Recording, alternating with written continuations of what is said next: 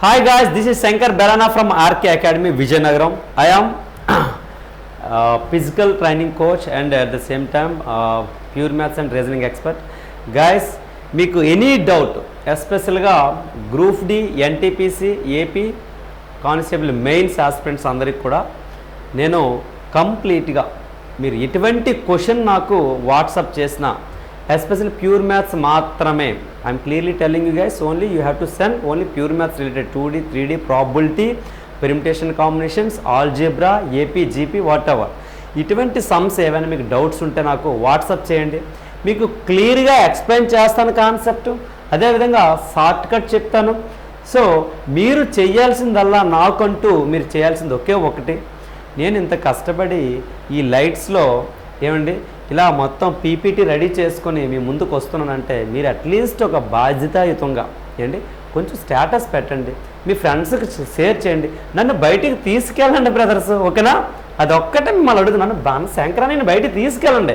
ఈ అన్న ఉన్నాడు మీకోసం, ఏ క్వశ్చన్ అయినా చేస్తాను, అది కూడా ఏ విధంగా కంటి చూపులతో చంపించేస్తాను చెప్తున్నాను. మీకు ఆల్రెడీ 2 క్వశ్చన్లు చేసాం, చూపించాను. ఇదండి ఇప్పుడు 2 క్వశ్చన్లు చేస్తాను, ఈరోజు 2 వీడియోస్ చేసి వదిలేస్తున్నాను మీకోసం. కంప్లీట్గా కంటి చూపుతో చంపించేస్తాను చెప్తాను, అందులో డౌట్ లేదు. ఒకసారి చూడండి గైస్. సో ఇక్కడ క్వశ్చన్ ఏమిటంటే ద సాలిడ్ హెమిస్పియర్ అంటే అర్ధగోళం యొక్క రేడియస్ 21 సెంటీమీటర్, వ్యాసార్థం 21 సెంటీమీటర్లు. It is melted to form a cylinder. దీన్ని మెల్ట్ చేసి మనం అంట చూడండి చిన్న చిన్న ఉంగరాలు ఏమైనా గొలుసులు ఉంటే ఎందుకులే మరి చిన్నవి కదా కరిగించి ఏం చేస్తాం, ఒక వస్తువు తయారు చేస్తాం. అదే అంటే ఏంటి అవుద్ది, వెయిట్ ఏం మారిపోదు కదా, సేమ్ అదే వెయిట్ వేరొక వస్తువు రూపంలోకి మన రూపం మారింది తప్ప వెయిట్ మారదు. అలాగే ఇక్కడ అర్ధగోళం ఎంతైతే వాల్యూమ్ ఉందో సిలిండర్ యొక్క వాల్యూమ్ ఈక్వల్ అవ్వాలా లేదా, అక్కడ వెయిట్ అంటాం, ఇక్కడ వాల్యూమ్ను మనం ఈక్వల్ చేస్తాం. అర్థమవుతుందా? ఎస్పెషల్లీ నా టార్గెట్ నాన్ మ్యాథమెటిక్స్ స్టూడెంట్స్, మీరందరూ కూడా భయపడిపోతారో ప్యూర్ మ్యాథ్స్ అంటే. ఇదే బంగారు షాప్లోకి వెళ్ళి నగలు కొనాలంటే మాత్రం ఊరిపోయి మరి కొనేస్తారు. అక్కడ మీకు లెక్కలన్నీ తెలిసిపోతాయి. అదేంటంటే మేము 1 తులం ఇచ్చాక 1 తులం వస్తువు ఇవ్వాలి కదా అంటారు.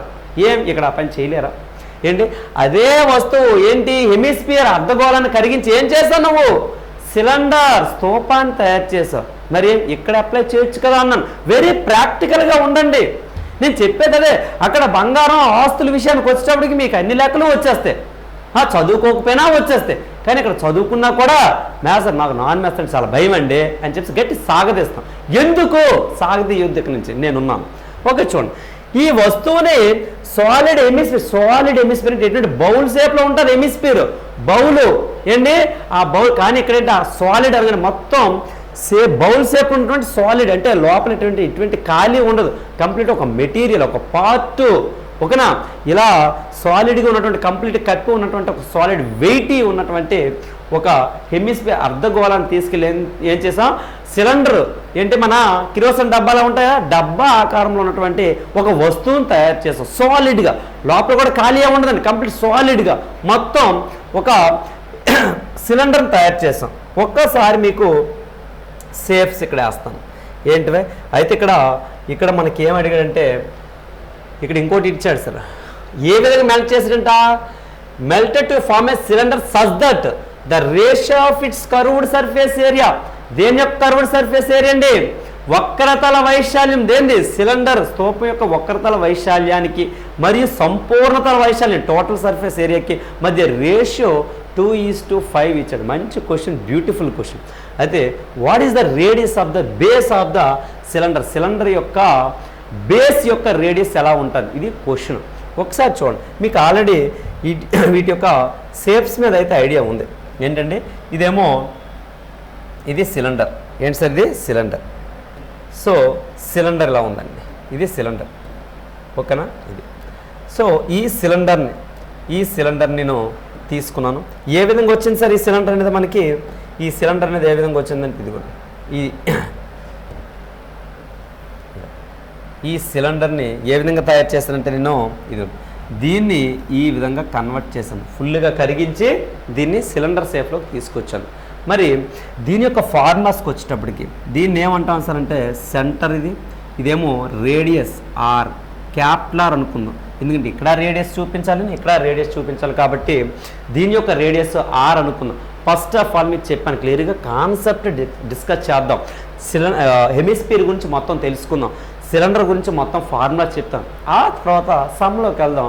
ఆ తర్వాత మన యొక్క ఒక మెథడ్ ఉంది, డైరెక్ట్గా అటాక్ దేని మీద, ఆప్షన్ మీద అటాక్ చేయించే బాధ్యత నాది. చూడండి, సో క్యాపిలర్ అనుకుందాం, దీని యొక్క రేడియస్ వచ్చేటప్పటికి స్మాల్ ఆర్, ఏంటంటే స్మాల్ ఆర్ అనుకుందాం. దీన్నే మనం ఏమంటాం అంటే హైట్, ఏంటి సార్ ఇది హైట్, ఇది హైట్ హెచ్, సిలిండర్ యొక్క హైట్, సిలిండర్ యొక్క హైట్. ఇక్కడ అర్ధగోళం యొక్క కర్వ్డ్ సర్ఫేస్ ఏరియా ఉంటుంది, టోటల్ సర్ఫేస్ ఏరియా ఉంటుంది, వాల్యూమ్ ఉంటుంది. 3 ఫార్ములాస్ రాస్తాను, నోట్ చేసుకుందాం. కర్వ్డ్ సర్ఫేస్ ఏరియా వచ్చేటప్పటికి, కర్వ్డ్ సర్ఫేస్ ఏరియా వచ్చేటప్పటికి, కర్వ్డ్ అంటే ఇలాగా ఒక బౌల్ పట్టుకుంటే చుట్టూ ఉండేదే కర్వ్ షేప్లో ఉంది కదా, దాని యొక్క కర్వ్డ్ సర్ఫేస్ ఏరియా యొక్క ఫార్ములా ఎంతండి, 2πr². ఏంటి సార్, 2πr², 2πr². అలాగే టోటల్ సర్ఫేస్ ఏరియా అంటే సంపూర్ణతల వైశాల్యం. ఈ కర్వ్డ్ ఏరియా మరి బౌలు పైభాగం ఫ్లాట్గా సమతలంగా ఉంటుంది కదా, అది ఎలా ఉంటుందండి, ఒక యాపిల్ని ఎగ్జాక్ట్గా మధ్యకి కట్ చేస్తే, ఒక ఆరెంజ్ని మధ్యకి కట్ చేస్తే చూస్తే ఎలా ఉంటుంది, హెమిస్ఫియర్ అర్ధగోళం ఆకారంలో ఉంటుంది. మరి ఆ పైన సర్ఫేస్ ఒక సర్కిలే కదండి, అంటే సర్కిల్ యొక్క area. So total surface area equals to, total surface area equals to curved surface area plus ఆ సర్కిల్ షేప్లో ఉన్నటువంటి పై భాగం యొక్క ఏరియా ఎంతండి, πr². ఏంటండి, πr².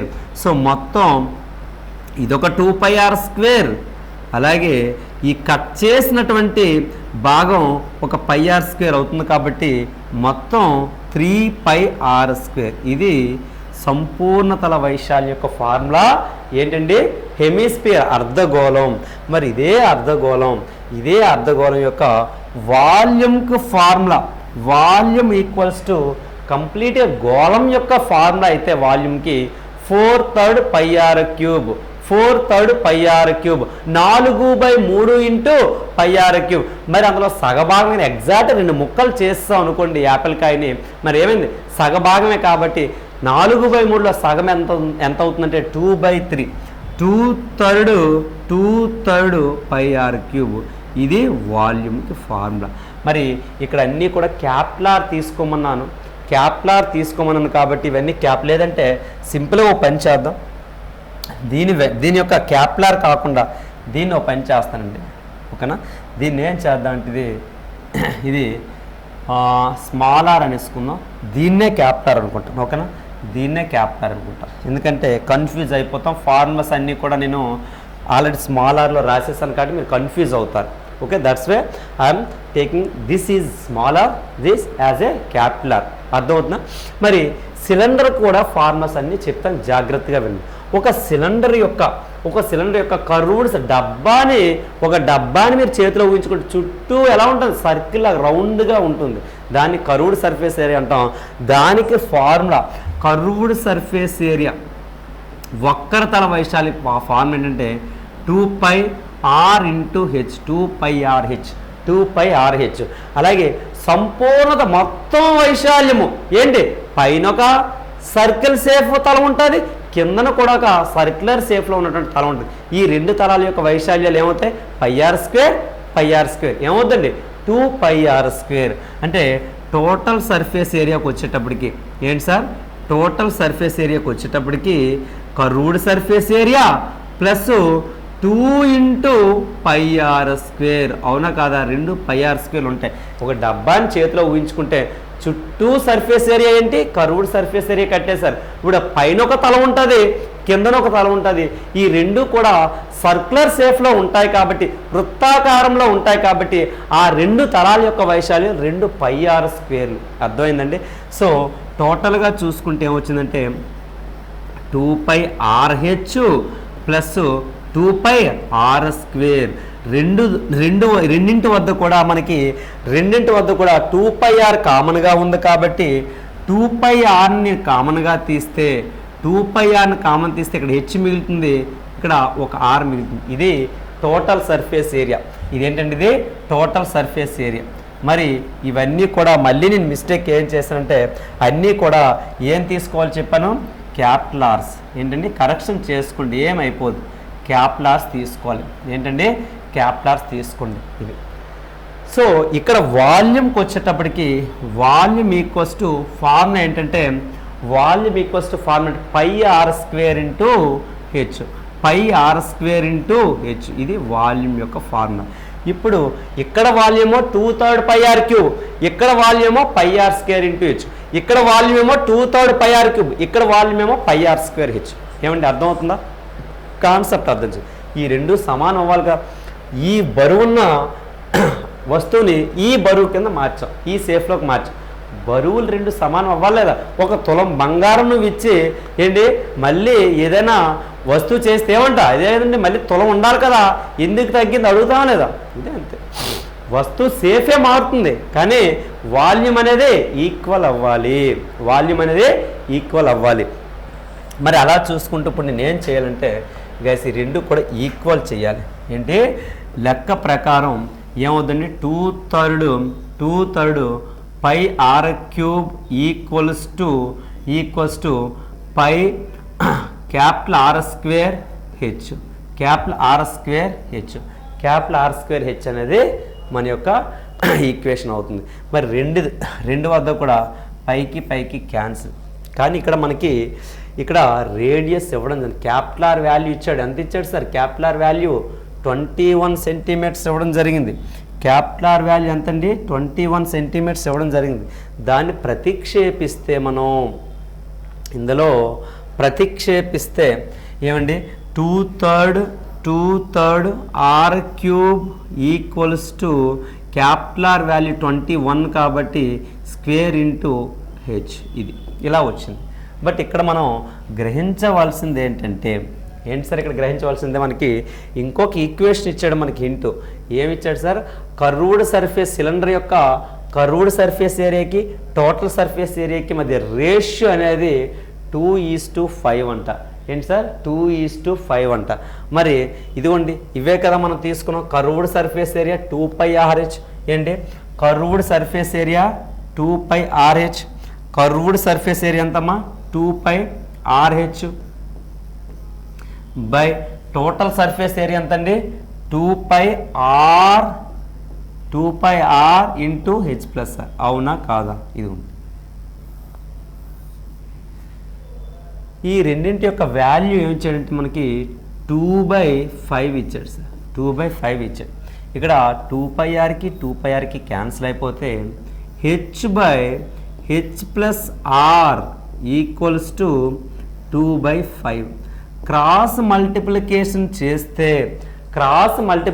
చేస్తే ఇక్కడ ఏమొస్తుందండి అంటే క్రాస్ మల్టిప్లికేషన్ చేస్తే ఏమొస్తుందంటే 5h equals to 2 into H అలాగే 2 ఇంటూ ఆర్. దేర్ ఫోర్ ఈ 2hని తీసుకొచ్చేస్తే 5h మైనస్ 2h అవుతుంది కాబట్టి so 3h equals to 2r. మరి హెచ్ ఈక్వల్స్ టు ఏ రాయొచ్చు అంటే హెచ్ ఈక్వల్స్ టు ఏ రాయొచ్చు సార్ అంటే 2r/3 రాయొచ్చు. హెచ్ ఈక్వల్స్ టు ఏ రాయొచ్చు మనం? 2r/3 రాయొచ్చు. హెచ్ ఈక్వల్స్ టు 2r/3 ఇక్కడ రాసినట్లయితే ఏంటి 2/3 r cube equals to 21 square into h equals to ఏ రాయొచ్చు అంటే మనకి 2r/3 రాయొచ్చు. 2r/3 రాయొచ్చు. సో రాసినట్లయితే ఒక్కసారి చూడండి మనం ఎక్కడ రాంగ్ రాయలేదు కదా. 2/3 πr cube equals to πr square into h. Okay, r value substitute చేసాం. ఓకే, ఈ విధంగా వచ్చింది.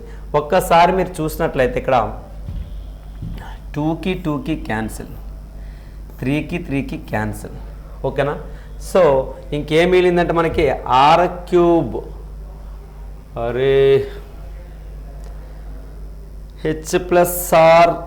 Okay, h equals to 2r/3. Okay, so ఫైనల్గా ఏమొచ్చిందంటే మనకి r cube equals to 21 square into capital r మిగిలిందండి. 21 స్క్వేర్ ఇంటూ క్యాపిటల్ ఆర్ మిగిలింది. మరి గాయస్ మీరు అబ్జర్వ్ చేసినట్లయితే మనకి క్యాపిటల్ ఆర్ వాల్యూ తెలుసు మనకి. క్యాపిటల్ ఆర్ వాల్యూ ఎంతండి? R cube equals to 21 square. అలాగే r value capital r value 21. ఏమొచ్చిందండి? R cube equals to 21 cube వచ్చింది. Therefore small r equals ఎంతండి? 21. ఇదే ఫైండ్ అవుట్ చేయమన్నాడు. ఓకేనా? మరి ఈ క్వశ్చన్కి ఇంత చెయ్యాలా మేస్టర్ అంటే ఇంత చేయకూడదు. ఎప్పుడు చేయకూడదు? మీకు ప్రతి సమ్లో కూడా నేను ఒకటే చెప్తున్నాను. ఏంటి చెప్తున్నానంటే ఫస్ట్ ఆఫ్ ఆల్ కాన్సెప్ట్ తెలిస్తే మీరు ఎన్ని జంపింగ్లైనా చేయొచ్చండి. కాన్సెప్ట్ తెలియాలి సార్ మీకు. ఇప్పుడు కాన్సెప్ట్ నేర్చుకున్నారు. ఏమొచ్చిందండి? కర్వ్డ్ సర్ఫేస్ ఏరియాకి టోటల్ సర్ఫేస్ ఏరియాకి మధ్య రేషియో మీకు డైరెక్ట్ h/h+r మైండ్లో ఉండాలి. h/h+r మైండ్లో ఉండాలి. ఇది మీకు ఈ ఫార్ములా వేయకూడదు, ఇవేమీ చేయకూడదు. ఇప్పుడు నేను ఎలా చేయించాలో చూపిస్తాను చూడండి. ఇక్కడ మనకి ఏంటి ఇది ఏంటి సరే ఇక్కడ మనకి ఏమి ఇచ్చాడండి? ఇదేమో హెమిస్పియర్. దీని యొక్క రేడియస్ ఎంతండి? 21. దీని యొక్క రేడియస్ ఎంత? 21 సెంటీమీటర్స్ ఇచ్చాడు. ఇక్కడేమో దీన్ని ఎలా కన్వర్ట్ చేసాం మనం? ఒక సిలిండర్లో కన్వర్ట్ చేస్తే ఇక్కడ రేడియస్ ఎంతండి? మనకి తెలియదు. ఇక్కడ రేడియస్ తెలియదు, హైటు తెలియదు. బట్ ఈ రెండింటి మధ్య రేషియో ఒకటి ఇచ్చాడు. ఏంటి? దీని యొక్క సిలిండర్ యొక్క కర్వ్డ్ సర్ఫేస్ ఏరియాకి టోటల్ సర్ఫేస్ ఏరియాకి మధ్య రేషియో ఇచ్చాడు. వెంటనే 2πRh by 2πr into r+h equals to 2/5 అనేది నువ్వు గాలిలో రాయాలి, మైండ్లో రాయాలి, పేపర్ మీద కాదు. ఎప్పుడు చేయగలవు ఇది? ఫార్ములాస్ మీద ఐడియా ఉన్నప్పుడు. సో ఈ రెండు క్యాన్సిల్ అయిపోతున్నాయి డైరెక్ట్గా నీ మైండ్లో ఇది కూడా రాకూడదు. h/h+r equals to h/h+r equals to 2/5 రాయాలి. ఇది రాయాలి. నువ్వు క్వశ్చన్ చూడగానే ఇది రాయాలండి. ఇది ఎలాగ మార్చాడు, ఏం చేసాడు అన్ని పక్కన పెట్టండి. ఓకే, సిలిండర్ యొక్క వక్ర తల వైశాల్యానికి సంపూర్ణ తల వైశాల్యానికి మధ్య రేషియో ఇచ్చాడు. అదేమో 2/5 అంట. అంటే h/h+r ఈక్వల్స్ టు 2/5. ఒక్కసారి కంపారిజన్ అన్నిటిలోనే చేస్తారు. ఇక్కడ కూడా కంపారిజన్ చేయడం నేర్చుకోండి. ఏంటి సార్ అంటే h+లో 2 తీసుకుంటే h వాల్యూ 2 అనుకుంటే h వాల్యూ 2 అనుకుంటే ఈ h+r అంటే 2+r ఈక్వల్స్ ఏమవ్వాలండి? 5 అవ్వాలి. r equals answer 3 units. r equals ఎంత? 3 యూనిట్స్. ఆప్షన్లోకి వచ్చేటప్పటికి 3తో ఏది డివైడ్ అయితే అదే మన ఆన్సర్ అండి. ఆప్షన్లోకి వచ్చేటప్పటికి 3తో ఏది డివైడ్ అయితే అదే మన ఆన్సర్.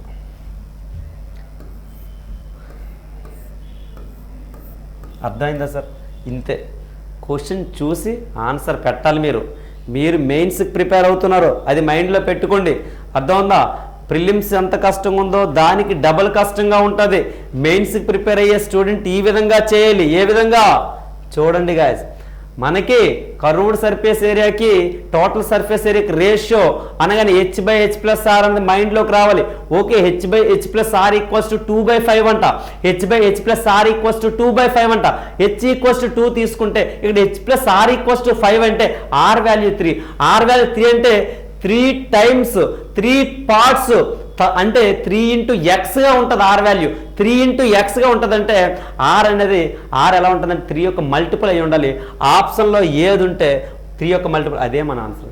2, 3 ఉన్నాయా? అప్పుడు మనం తగ్గాలి, మెథడ్కి వెళ్ళాలి. కానీ ఎంత మంచి ఆప్షన్స్ ఇచ్చేటప్పుడు ఎంత హ్యాపీగా మనం చేయొచ్చు అంటే చాలా హ్యాపీగా, చాలా మంచిగా చేయాలి. ఎప్పుడైతే డిఫరెంట్ ఆప్షన్స్ ఇచ్చాడో వెంటనే అటాక్. అర్థమవుతుందా? ఇది క్వశ్చన్. అర్థమైంది అనుకుంటా. అర్థమైనట్లయితే సబ్స్క్రైబ్ చేయండి, షేర్ చేయండి, మీ ఫ్రెండ్స్ అందరికి షేర్ చేయండి. నన్ను బయటికి తీసుకెళ్ళండి రావు, ఇక్కడ వదిలికండి, నన్ను తీసుకెళ్ళండి. నేను మిమ్మల్ని ఎక్కడికో తీసుకెళ్ళాలనుకున్నాను, మీరు కూడా నన్ను ఎక్కడికో తీసుకెళ్ళాలనుకోవాలి. Thank you, all the best. అందరూ కూడా సక్సెస్ అవ్వాలి. జై హింద్.